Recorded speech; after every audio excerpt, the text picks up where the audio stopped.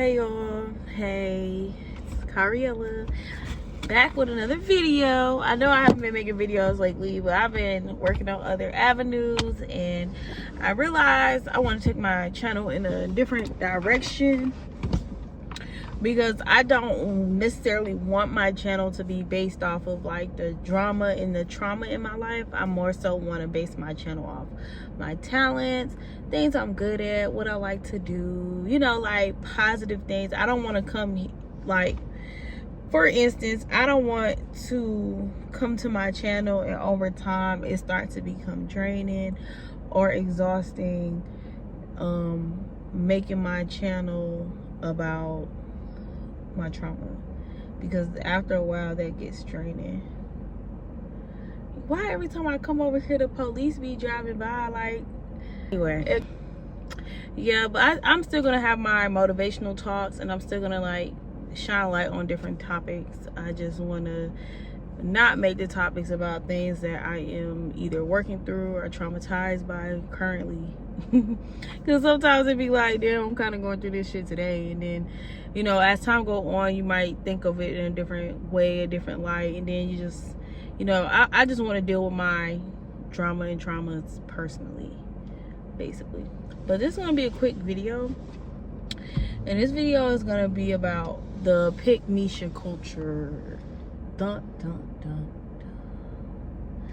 So while I'm making a video about pickmesha culture, it's really just to bring awareness to other baddies, you know, like girls who are attractive, girls who may have a big aura and may have a lot of energy and have a very attractive energy.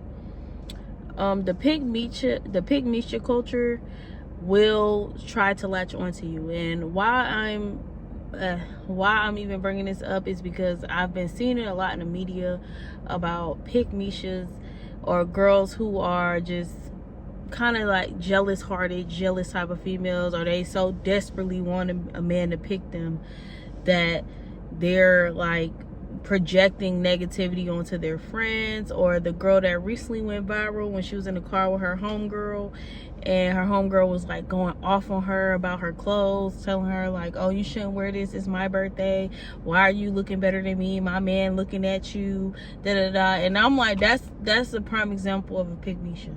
Now, a pickmesha is a woman that her whole life is male centered. Her whole aura, her whole essence of life is to have male attention and to make a male like them.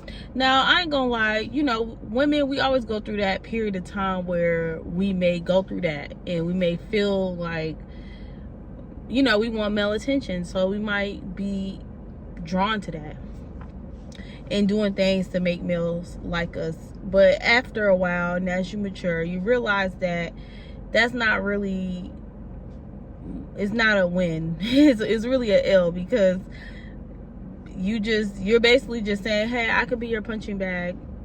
Like, I'm accessible.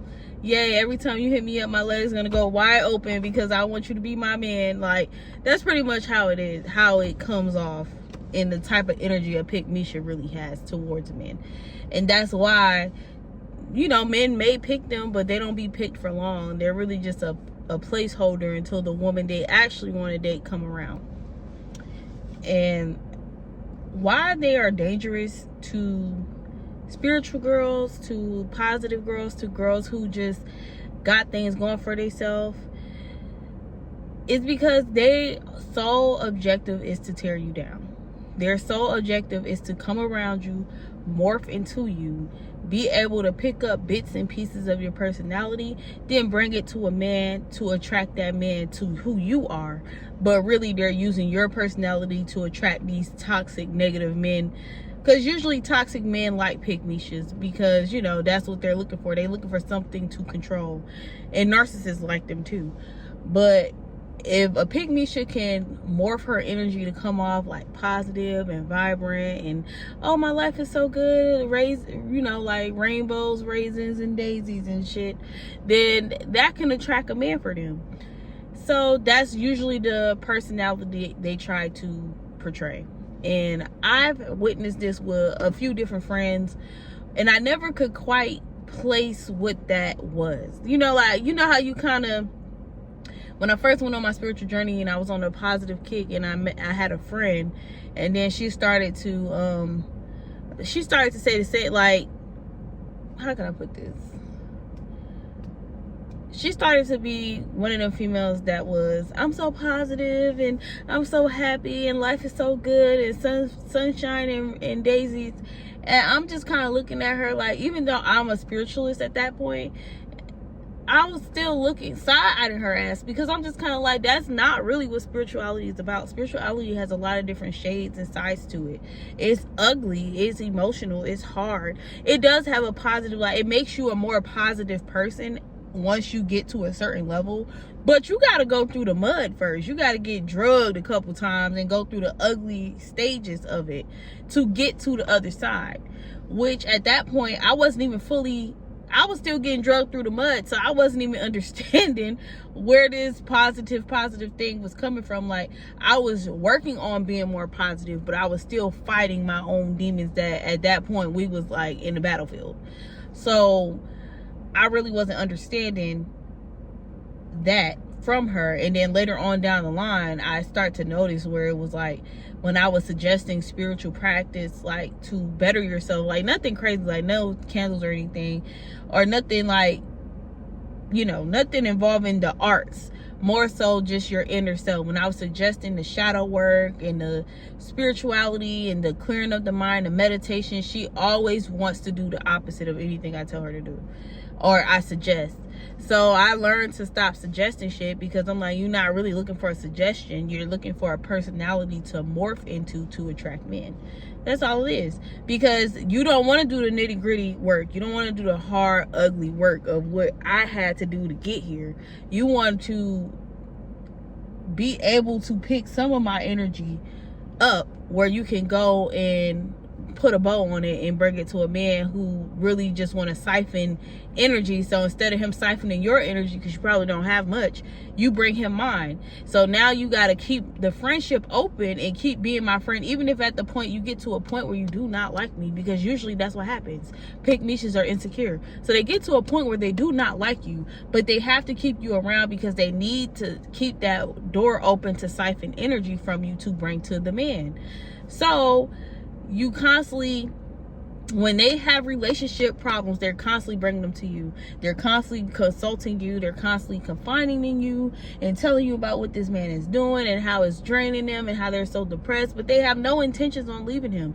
They just need you to get riled up. They need you to get mad. They need you to get upset. They need you to have some type of emotion towards it so they can take it and bring it to a man. When my ex-best friend was doing this to me and I stopped it, I said, I'm not doing it no more. I'm gonna let you be happy. Whatever happens with you and your relationships, that's personal.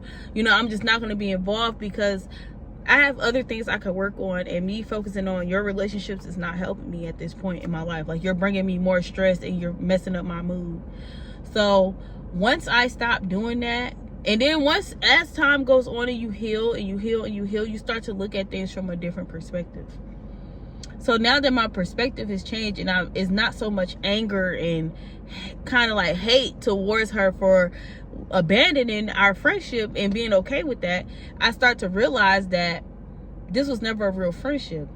Once I stopped caring, the friendship was not valuable to you anymore. It wasn't going to bring you anything positive. Like, it wasn't going to bring you what you needed from men, that energy that you was trying to siphon from me to bring to a man. Once I did not care, the energy transfer has stopped. So now that it has turned from me being so consulting you and feeling bad for you and giving you advice and all that, it turned to, I start to dislike you. I start to have an irritation towards you. I start to feel like you're aggravating me and I don't even want to talk to you no more.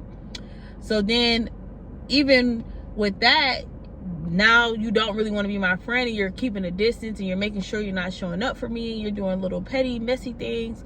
And then I start to realize that it was a competition. The whole friendship was based off of a competition. I didn't even know we was in a competition, but I realized it now that I'm not your friend and I haven't been your friend for a while, and I can look at it from a different perspective where I take my personal feelings out of it and I can look at the whole dynamic. So now I'm looking at it like, wow, you was competing with me. Like, when we first started being friends,